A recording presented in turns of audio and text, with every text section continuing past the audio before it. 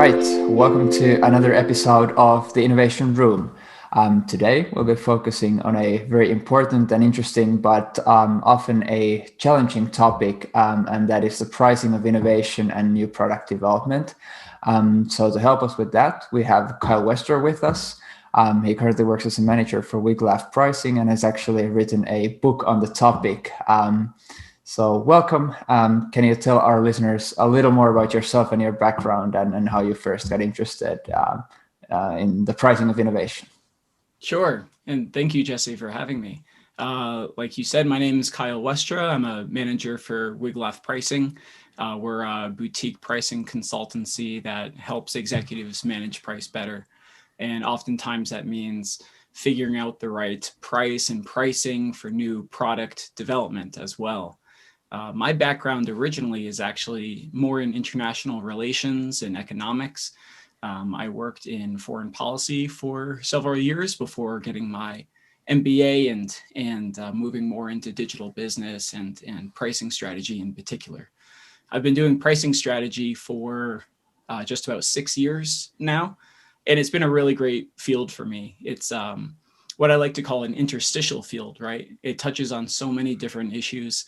It's affected by and has effects on sales, marketing, finance, product, operations, basically everything within the organization, which means it's a really powerful function, but also historically, it's been something of a subset of marketing and hasn't received enough focus on its own.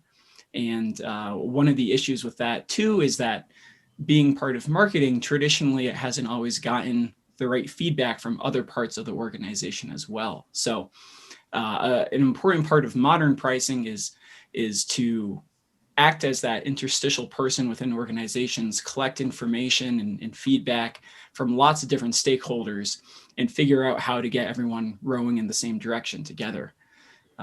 Personally, coming from this international relations background, it's been really great too. In normal times, we do a lot of our work outside of the country. So Europe, Latin America, a bit in Middle East and Australia and in Asia as well.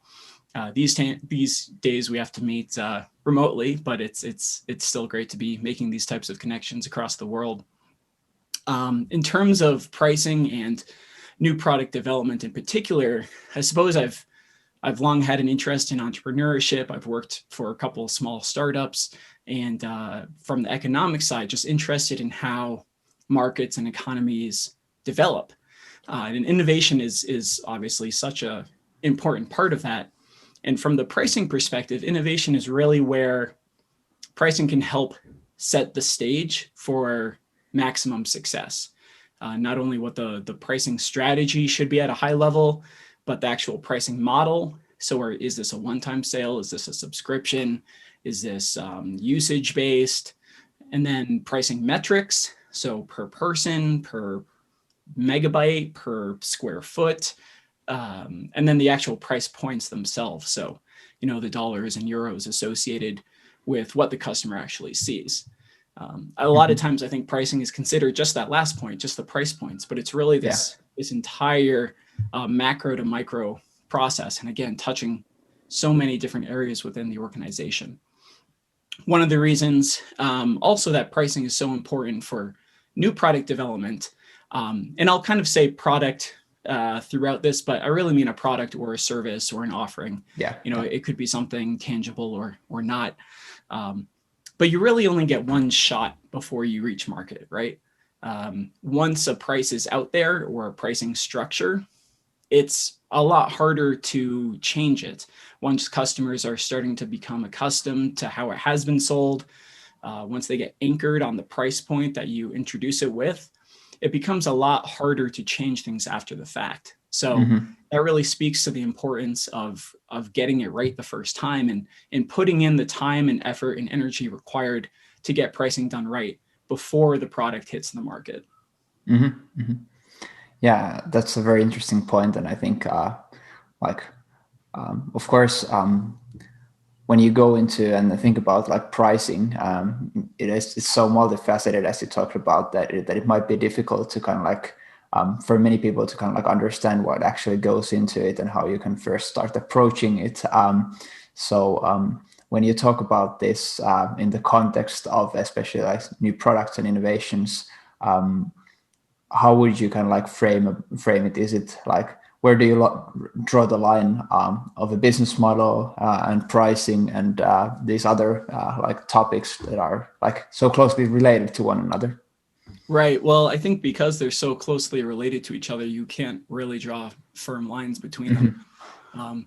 But clearly, an important part of the business model needs to be a sense of the price and the pricing and how you anticipate to sell this in a profitable manner, right? Yeah. So this idea of baking profitability in from the beginning, already having a sense of what types of customers you're looking to serve, what problems they have, how different customers might value your offering differently from one another. So speaking to customer segmentation and price segmentation, from our perspective, that's really critical. That's a critical part of the entire product. Otherwise, you might spend years developing something that people really don't want, or there's no way to sell it profitably. And if you can't sell it profitably, then you don't really have a business. That's true. I think part of what makes this such a difficult topic is that for many companies that have been doing business for a long time with an existing product, of course, you have a lot of data that you can kind of like base your assumptions on. And I think that's part of what makes pricing so difficult for innovations and new products in general. So what are your thoughts on kind of like that front? Yeah, so you're absolutely right. One of the benefits of repricing and having pricing as a continuous process after a product is launched, we're certainly in favor of that, and that's something that companies must do as well in order to stay relevant. But you're right that one of the advantages at that stage is that you have a lot more market feedback and a better sense of how your competition is reacting to. So you have a lot more external data to input into your models to better understand, are you correctly understanding the value that you're creating for your customers? Are you capturing your fair share of that? Is your pricing helping your sales cycle rather than being an impediment to it? So you're absolutely right that during new product development and innovation, you're a lot less sure at kind of a fundamental level how customers and the market and competitors are going to perceive the product. What we try to do as an initial stage is think more about price estimation rather than price clarification or actual market pricing. So it's okay to start at a broader level, at a less granular level, and at least get an estimate of what do we think this product is worth to different segments of customers. How can we capture that, and what type of model enables us to grow our revenue and our profitability as we grow the amount of customers too. So when we go through pricing and new product development, the first stage is based on internal understanding.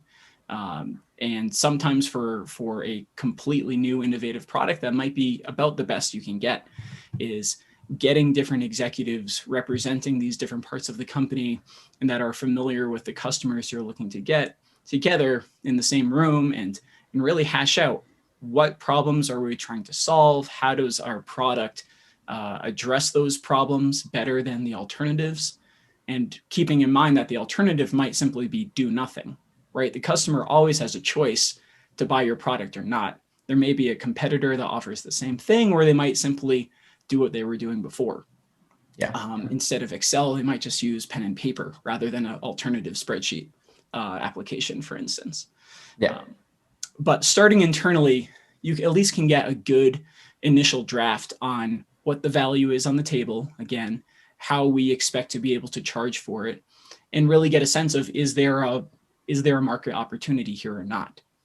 From that point, it's easier to identify the known unknowns, the areas where you could use more information. And at that point, voice of customer research or other methods of addressing the actual market can be useful for for further clarifying some of your assumptions, checking those assumptions, and getting more detail and granularity as to the actual prices that your customers might be willing to pay. Mm-hmm.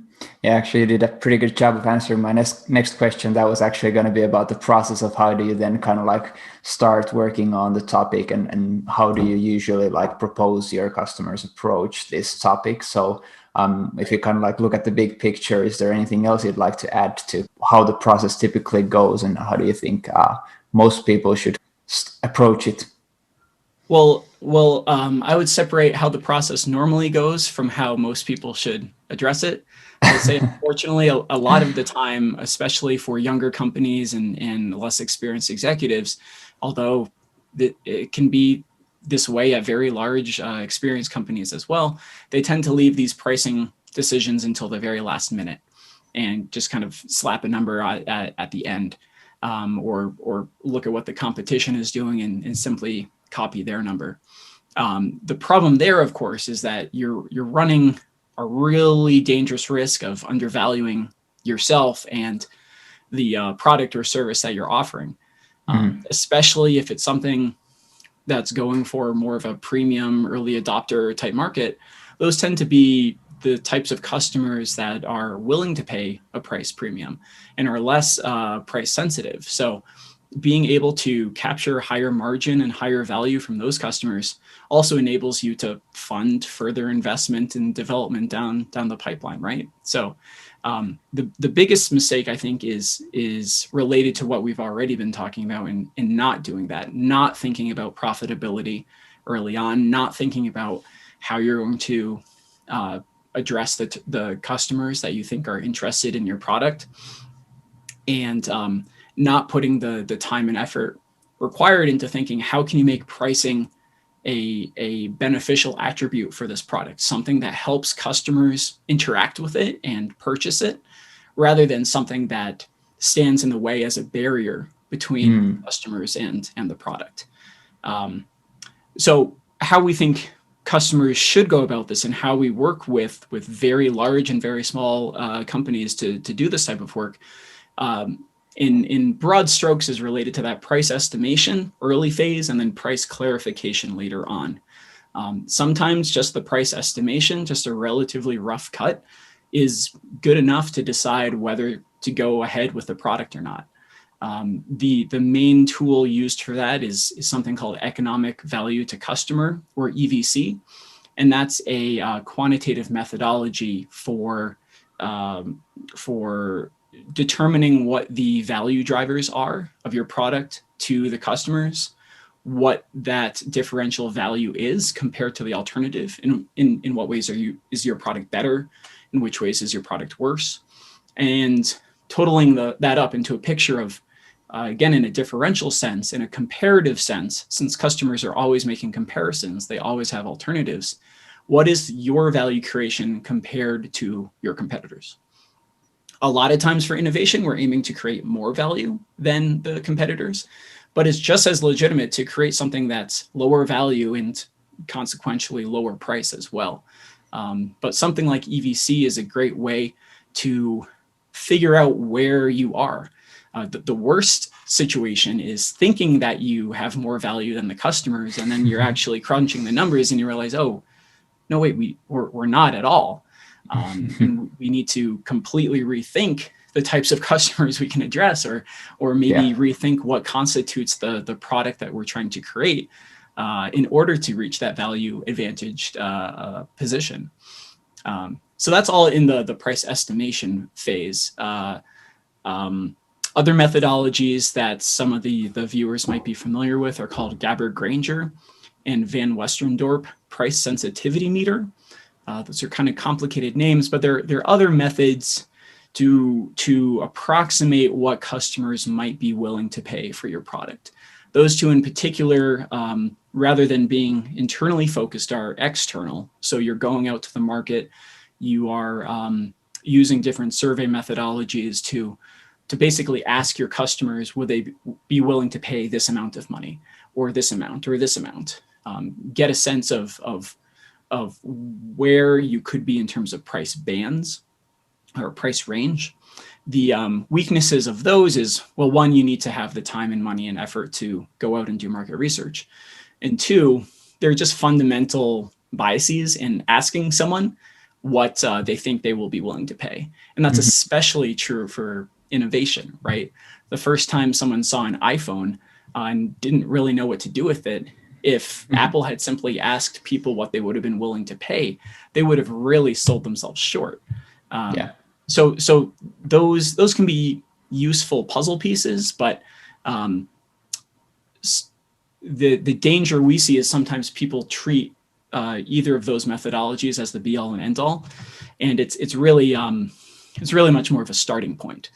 We used those actually in my MBA class. The way we learned them was thinking about what the price of a cup of soup from the cafeteria should be. And we do some market research, we identify different potential price points. And at the end, let's say we came back with a cup of soup should be between $3 and $6. Well, great. I guess that's some information, but that's quite a large range, right? It says nothing about where in that range you should fall. And that's kind of the range that we probably could have guessed beforehand, right? Just looking at what the competition's out there and just our own gut sense. So it's really a question of whether those tools will add to your understanding or kind of confirm what you already know. So that's all on the price estimation side. And then the price clarification side, once you've decided that it looks like there's something profitable here that we should pursue, that's where your choices start to, there's kind of a decision tree, I would say, based on what your revenue expectations are for the product, how many customers you think you're going to be addressing, and how much time you have until launch. Depending on the answers to those, perhaps the simply refining the economic value to customer, the EVC that we've already developed, is the best path. Or sometimes doing additional voice of customer market research, whether that's qualitative or quantitative, can be useful in informing your models. And then kind of at the highest range there's a really great methodology called Conjoint Analysis, which it's not new, it's been around for decades, but it's really still the best method for getting a quantitatively defensible sense from potential customers of how they value different parts of your product. So whereas the Gabbard Granger and the Van Westendorp depend on customers telling you what prices they'd be willing to pay, Conjoint Analysis has a nifty way about it of it's actually able to tease out the implicit value and implicit assumptions that customers are making when they choose between different products.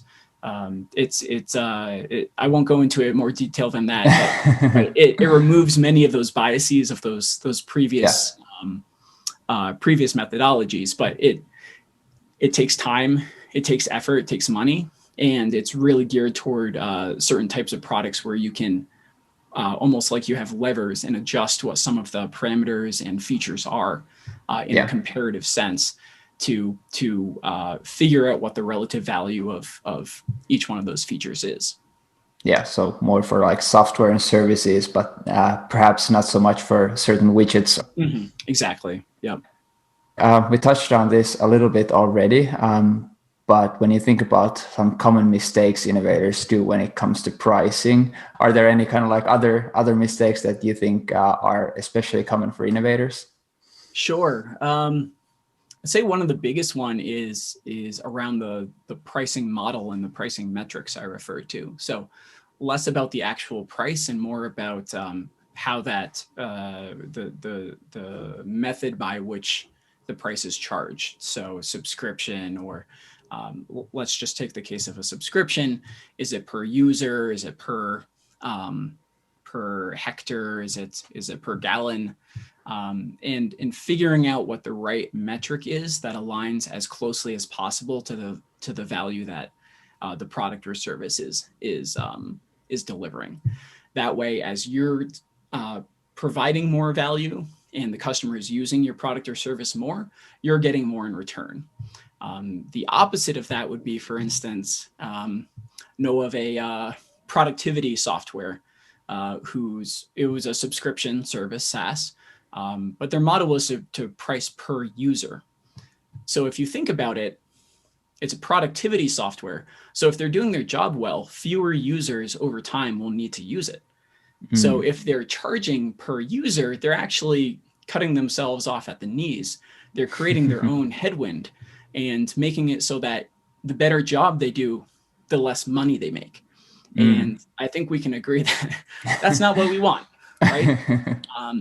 Not only is that not what we want as innovators, but it's really confusing for customers too, right? Customers aren't stupid. So if they see something like that, I think it creates dissonance and confusion on the customer side as well. And if it's such a problem that, you know, it's affecting your core profitability and revenue numbers, then you can't survive as a company, and your customers aren't going to like that either. So really thinking through, you know, in what ways are we creating value, and how can we align from a value-based pricing perspective, not only our pricing models and our metrics, but the price points as well. I think that's one of the key issues. Another one that I talk about quite a bit in my book, which is called The New Invisible Hand, is this issue around pricing transparency, and how price and pricing transparency can be used to better address your customers and emphasize the brand statements and marketing strategy that you want to make. One of the interesting cases there would be Uber, the ride-hailing company, and how over the course of their lifetime, they've had difficulties in transparency and explaining their surge pricing to customers. At least in the United States, they have gone through, and I'm sure will continue to go through iterations of showing what the multiplier effect would be in terms of a percentage, in terms of dollars, not showing the multiplier at all, but showing you what the end price will be, or simply notifying you that surge pricing is in effect, but not seeing any numbers behind that. And the constant question they were trying to solve is how do we communicate this fairly and honestly to customers without being a hurdle to them understanding and using the product, right? And the dangers of bad communication and a lack of useful transparency is hurting your brand and turning off customers. And in Uber's case as well, again, at least in the United States, but also, as I know, in much of Europe, is inviting regulatory scrutiny as well. So I think Uber has improved a lot in this way. Again, at least in the United States, what they've landed on for now, at least, is they've decided, I think correctly, that customers don't really care about seeing the multiplier. They don't really know what to do with it. Prices are 1.2 times higher than normal, 1.3 times higher than normal. What I care about as a customer is what is it gonna cost me at the end, right? So what they do now is down to the very dollars and cents say, this is what this ride is going to cost you. And if you've taken, roughly that ride before, is that higher or lower than usual, but there are no more surprises about, hypothetically, I should have known, the normal cost of the ride is this, but it's times 130%. And then there's a surcharge for this. There's much less confusion about the end price. So that's what I call price transparency. They've actually decreased pricing transparency. It's less clear from the outside how they're arriving at that number. It's kind of a black box. But the end result, I think, is better for customers and better for the company as well. So that's a great example of identifying something that's not working for your customers and working to fix it, right? I think too, just one of the big reasons to do this type of work beforehand is, we've worked with a medical devices company, and thankfully, we were involved fairly early in their product development cycle, but it turns out that internally they misunderstood the value of their product by about a factor of 2. And these aren't cheap products, right? We're talking hundreds of thousands of dollars. So the danger of not taking the time to properly understand how customers are thinking about your product and how you're creating value is you're leaving so much money on the table.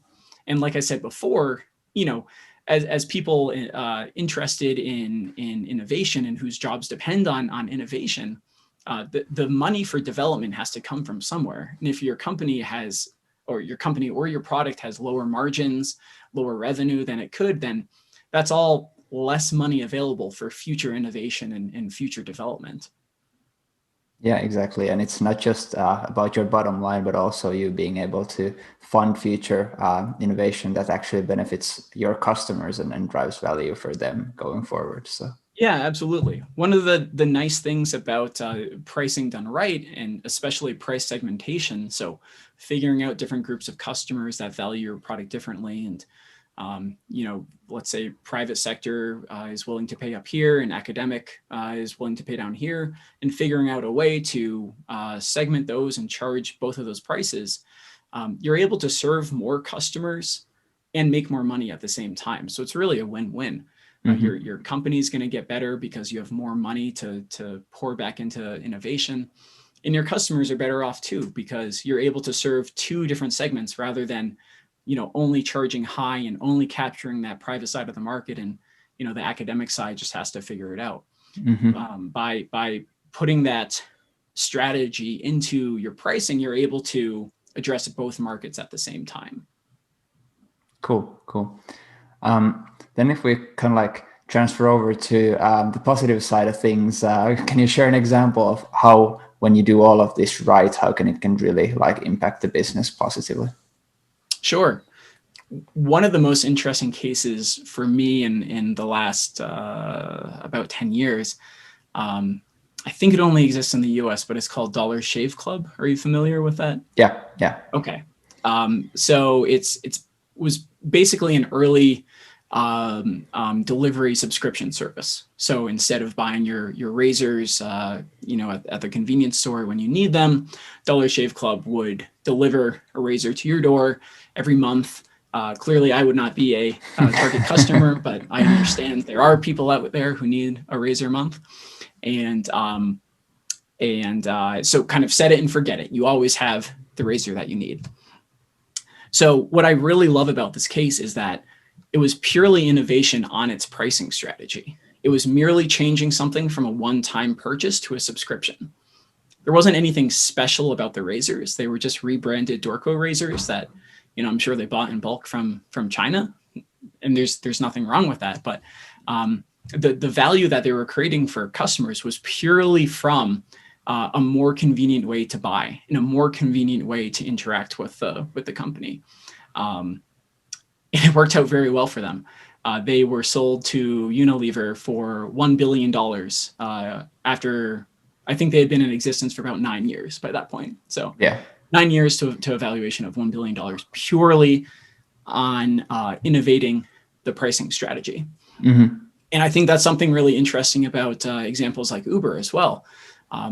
The core innovation there is technological, but it's also pricing.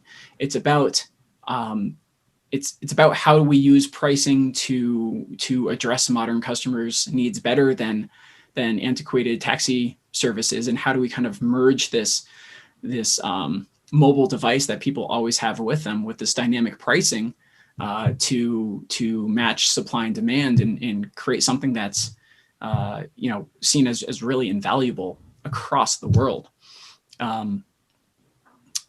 A airline example in the US, we have an airline called Southwest, which started primarily in Texas and in our Southwest, hence the name. But kind of rare among US carriers, it's actually able to command brand loyalty. There are people who are really committed to the brand. And they have a little bit of different business operations. You can't reserve a seat on them. It's just, they fill up the plane as they go, which actually leads to faster boarding times and faster turnaround. The entire fleet is one model of aircraft. So it makes maintenance and training for the pilots a lot easier. They tend to go to kind of the tier 2 airports in a city rather than the main one. But one of their big pushes too is around pricing and price transparency. So they actually have branded it as price transparency. So this idea that they are easy to buy from because they don't have hidden fees, which I think is really interesting, because the implication there is that you're getting good value, you're getting your benefits for the price, but they're not actually saying that they're the lowest price, and they're usually not.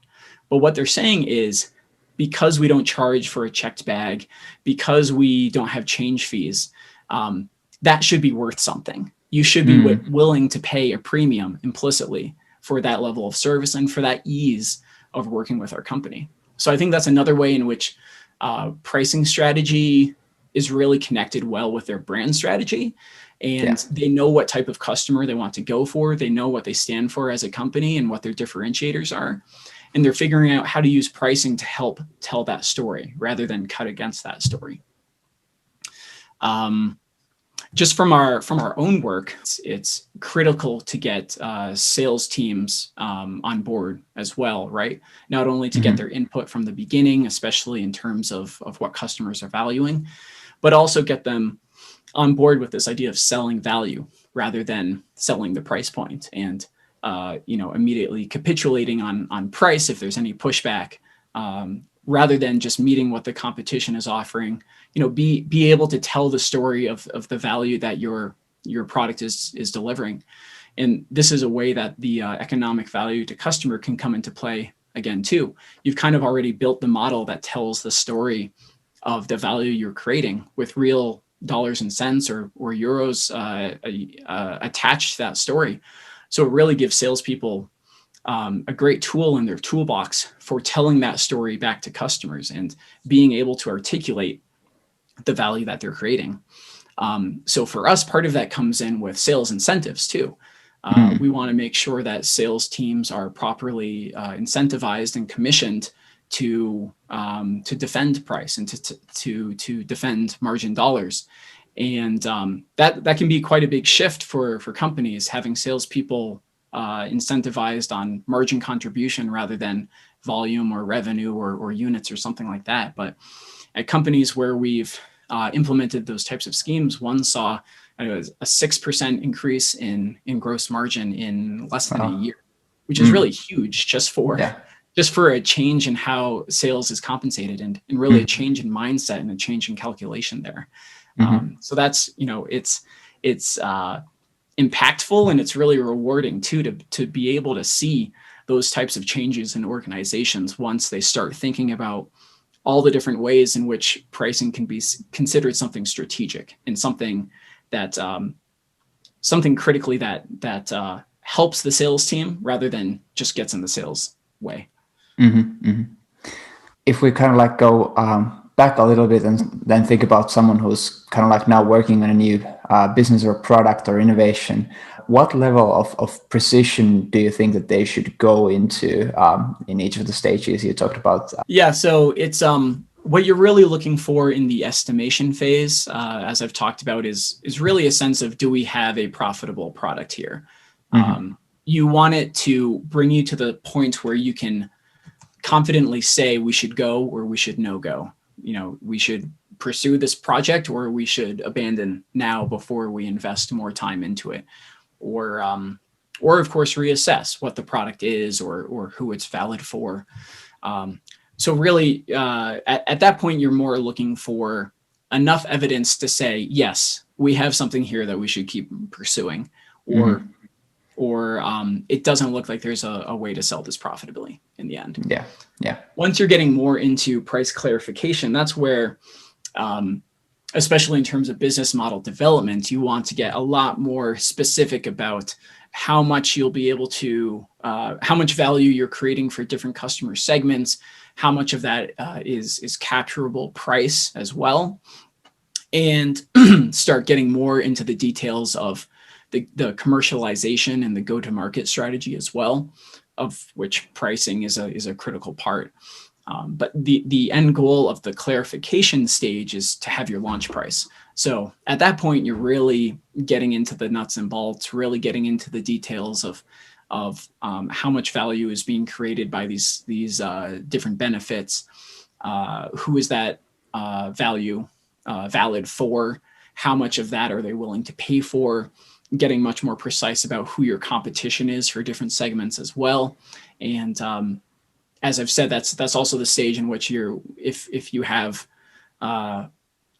the time and the money and the resources to go for external sources of information as well, whether voice of customer or some of those other methodologies I talked about, that's where you're bringing these other pieces of the puzzle into play too, and using those as kind of multiple lenses to approach pricing with, and getting a better holistic picture of, again, the value that you're creating and the capturable price you can get from that. Mm-hmm. And kind of like linking those to the product development cycle. So the estimation then typically happens during the concept phases, and then during the prototyping and development phases, you're then working on the clarification, right? Yes. Yep. That's how I would think about it. You already kind of like touched on like using those external sources. Do you think that there's also kind of like a law of diminishing returns for doing that external research, or how kind of like do you suggest those, which is most of us, of course, who have a limited budget, on how do you kind of like spend the budget on doing research related to pricing? We have a white paper on this that goes into more details, and happy to share that with your audience afterwards. But writ large, it really just depends on those three factors that I outlined before. So revenue expectations, how large of a opportunity do we think this is? Do we think it's relatively niche, in which case a lower time and money investment makes sense? If we think this is a really big opportunity, then improving price 1%, 2%, 3% over millions of dollars is a really big opportunity, and something that's worth putting a little more time and effort into. So revenue expectations, the customer count again as well, especially for some of these more of these quantitative and statistical methods like conjoint analysis. You need a relatively high number of customers to get good data back. Yeah. If this is something you're selling to 3 large customers, 5 large customers, those types of tools aren't going to be as useful in those situations. And then time constraint too. Doing good quality market research takes time. And if you have a launch date in mind or other constraints as kind of your backstop, then you want to be able to, of course, make sure that you're hitting everything you need to hit in time. And time is a constraint on us all, needless to say, right? So sometimes we simply don't have the time, and we need to move faster and get to market with our best estimates and our best understandings, and adjust on the fly rather than devote all of the time on the front end. Of course, it's ideal if we can do more of the pre-work before the launch price, because again, once a price and pricing model are out there, it's a lot harder to change it. But needless to say, once your price is out there, then you start getting a lot of really great feedback too, in terms of what's resonating with customers and what's not. Again, in terms of the actual price points, the price metrics, the price models, the pricing strategy, your segmentation, your channel strategy, your commercialization in general. And so part of the ongoing job of pricing strategy and pricing analysis is using that information to feed back into our current understanding in our models, and adjusting prices, working with the sales team, working with marketing, working with finance, and using all of that information to in kind of a continuous improvement cycle to keep getting better as we go. No matter how much time we put in beforehand, it's not going to be perfect. So that type of post-launch follow-up and continuous work is always necessary. Just needless to say, if the more we can put our best foot forward initially, the easier job we'll have going forward. Yeah. And of course the markets are shifting, so it's not a Right. static marketplace that you're going in. So Absolutely. So definitely makes sense to kind of like pursue continued efforts on this front there. We're getting to close to the end of the discussion. Before we kind of like wrap things up, if you want to give like a super quick like cheat sheet for those who just want to try to get pricing done well. Sure, that's a great question. I think just going back to the fundamentals of thinking about pricing, even just doing that at an earlier stage is going to put you ahead of a lot of the competition. This idea of baking profitability into your offerings by involving pricing early on in innovation and new product development, get a good sense of whether there is a audience out there that's willing to pay for your offerings and pay at a point that makes it profitable for you beforehand, rather than spend a lot of time and effort creating a wonderful product that no one wants to buy. Right? That's everyone's worst case. And if people are interested in learning more about this, I would really encourage them to poke around not only our website, but there's a International Pricing Society, that's pricingsociety.com, and really just learn more about pricing. As you have the science side, the more quantitative side, and also the art side, which again makes it really interesting to people with not just straight up business backgrounds like myself. There's so much about psychology and organizational development and branding and how customers are behaving when they actually interact with your product. That's all really critical information for pricing as well, which is much more on the art side. And then on the science side, of course, you can do depending on the type of product and the market situation, much more around statistical analysis, econometric regression, these quantitative market research methodologies that I've mentioned. And it's really the combination of those that make good pricing good. So just learning more about that is what I would encourage people to. So pricing is really the strongest lever we have around profitability of a product or a company. It's much better to improve pricing by 1% than to reduce costs by 1%. You have a much larger effect on the bottom line, doing a better job with pricing, spending an extra marginal dollar or hour invested into pricing than you do almost anywhere else. So really the overall message would be one of the centricity and the kind of foundational support that pricing can be, versus simply being an afterthought and something that's tacked on at the end. Cool. We'll definitely put links to all the resources to your website and the other places that you mentioned before. Anything else you'd like to share with our listeners on the topic before we wrap up? No, I think that's about it. Thank you very much, Jesse, for the time. I really appreciate it. I would just encourage, if anyone has questions, please feel to reach out to me. I'm very active on LinkedIn, and we'll make sure that all of the relevant links are in the show notes afterwards and shared. So just thank you again. Perfect. Thank you again for coming on the show. My pleasure. Take care.